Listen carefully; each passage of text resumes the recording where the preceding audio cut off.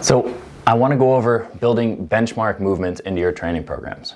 Okay, so the reality is that a lot of our clients come to us and they have very general goals. A lot of times it has to do with, body composition or fat loss, maybe health in general, or just generally getting stronger. It's not that often that people come in saying, hey, I want to be a power lifter, or hey, I want to do XYZ lift. We kind of have to, groom them into thinking that way, right? So no matter how people come into me, whether their goal is, fat loss, body composition, general strength, health, moving, feeling better, right? I'm almost always going to give them some steady diet of strength training in their programs, okay?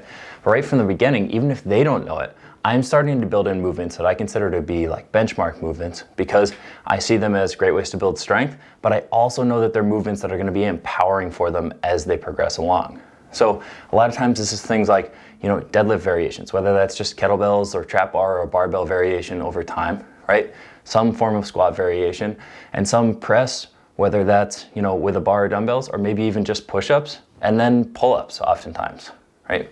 What I find is that most people that come into the gym, whether it's right from the start or after they've been around it for a while and they start to see the people around them training, start to fall in love with some exercises that make them feel really good when they make progress in it.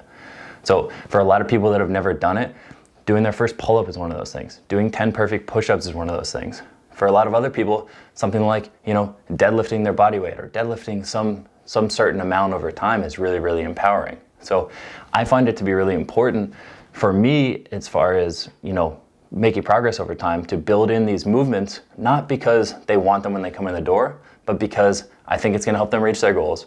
But I also think that over time, as they start to get exposed to the environment, that they're going to really fall in love with it and that they're going to want to make progress in it over time too. And it really just makes my job easier as a coach and as a programmer because we start to have some purpose to the training and we start to have direction with everything so that when they come into the gym, they're not so worried about, weight on the scale or how they looked in the mirror that day. They're actually getting excited about the fact that their technique was better, or their weight started going up, or they felt closer to getting that first pull-up when they're in the gym.